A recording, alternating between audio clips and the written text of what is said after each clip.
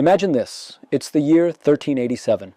In a peaceful English village, as the sun sets behind ancient trees and candlelight flickers through a small cottage window, an old woman named Agnes smiles as her family gathers around her. Today, she celebrates her 102nd birthday. No hospitals, no pills, no sugar-filled diets, just food grown from the soil, clean air, and wisdom passed down from mother to daughter, generation to generation. Agnes lived in a time without modern medicine, yet she thrived because she ate what the earth provided: wild herbs, bitter greens, roots full of minerals. She didn't count calories, she didn't chase trends. She just lived naturally and ate naturally, and the truth is, you can do the same. Yes, you too can celebrate your 102nd birthday, just like Agnes, if you start living the way our ancestors did. Because even today, in our modern world, there are people quietly defying the odds, living long, healthy lives by returning to nature, by respecting their bodies, and by eating the way humans were meant to eat. Sadly, many of the foods that helped people like Agnes live so long have been forgotten. But what if I told you they still exist? In this video, we'll uncover 15 powerful, forgotten vegetables that medieval farmers once grew. Plants that supported immunity, gut health, and healing long before the invention of pills or processed food. Real superfoods, not from a lab, but from history. So stay with me till the end, because some of these vegetables might just change the way you think about aging. And who knows, maybe your 102nd birthday is closer than you think. Before we dive into the 15 forgotten vegetables of the medieval world, there's something important we need to talk about. Because to truly understand what we've lost, we first need to see what we've become. Today, most people rely on ultra-processed food, packed with refined sugar, artificial flavors, preservatives, and synthetic nutrients. Supermarket shelves are full, yet our bodies are starved of real nourishment. We drink energy drinks for stamina, take pills for digestion, and rely on supplements just to feel normal. But here's the truth. Our chronic fatigue, inflammation, gut issues, and weakened immunity are often not due to aging, they're due to what we're eating. Compare that to medieval times, when people ate what they grew. Real vegetables, real roots, wild greens, nothing packaged, nothing chemical. Their food wasn't engineered for profit, it was grown for survival. So now that we understand the cost of the modern lifestyle, let's go back to the roots, literally, and explore the 15 powerful vegetables medieval farmers grew that may just be the key to real health. Skirret, Sium Caesarum, the sweet root of the past. What it is. Skirret is a long-forgotten medieval root vegetable that looks a bit like a white carrot or parsnip, but sweeter. It grows in a cluster of pencil-thin roots, each bursting with natural sweetness. The texture is soft and tender when cooked, making it perfect for hearty meals. Historical use. In Tudor-era England, skirret was a favorite among nobles and villagers alike. It was often added to soups, stews, and roasted dishes.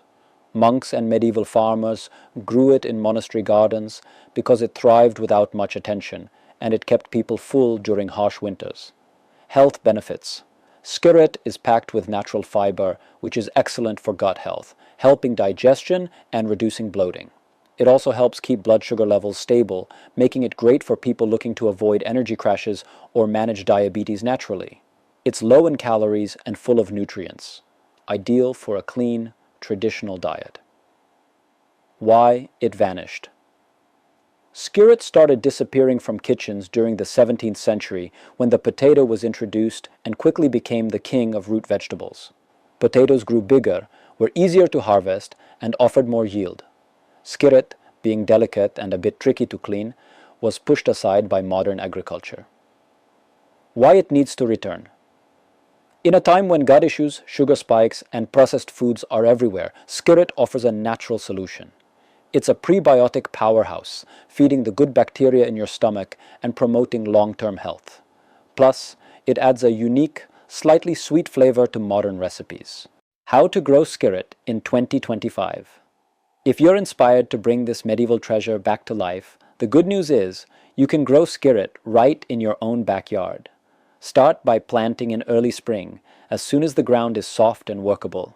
Skirret thrives best in a sunny spot, but can also handle partial shade if needed. It prefers moist, well-drained soil, rich in organic matter. so be sure to mix in plenty of compost before planting to give it the nutrients it loves.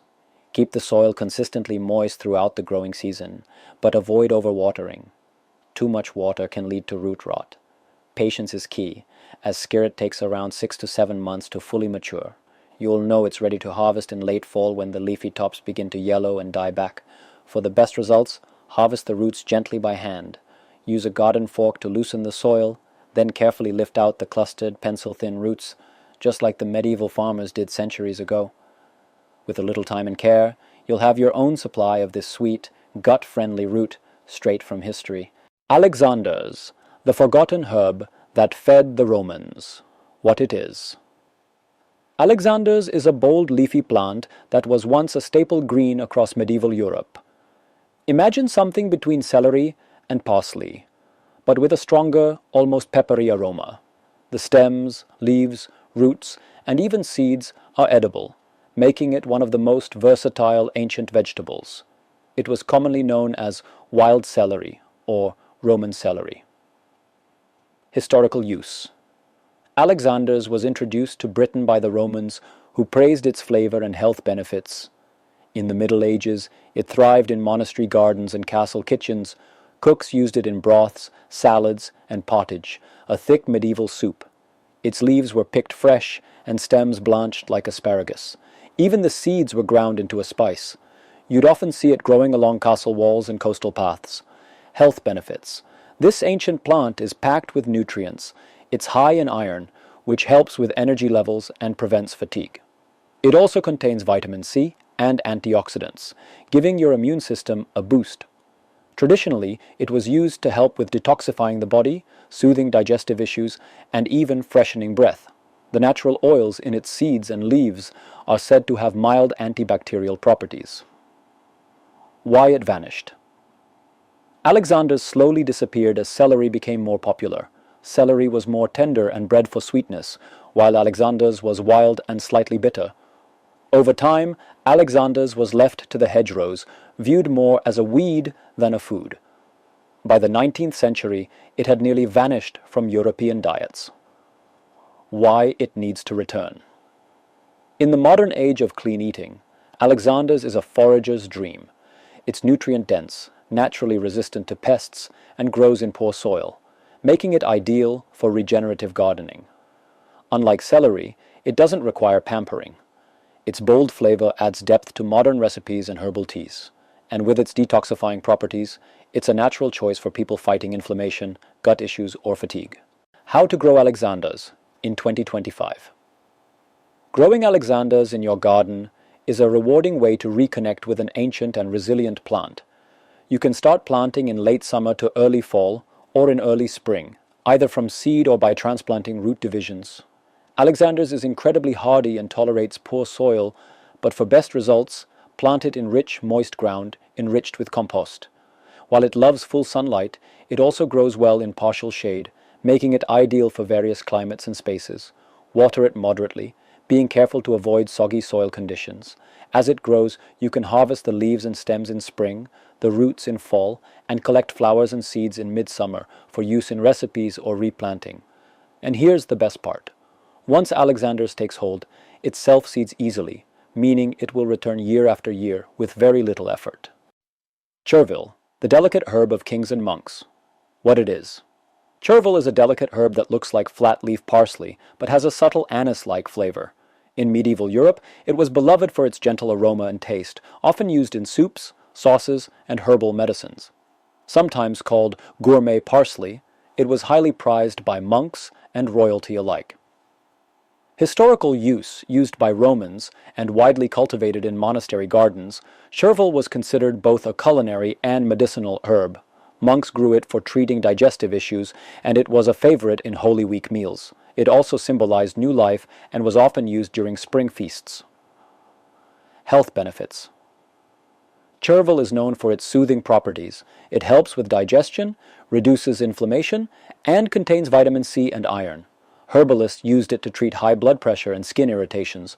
Its gentle detoxifying effect made it part of spring cleanses. Why it vanished.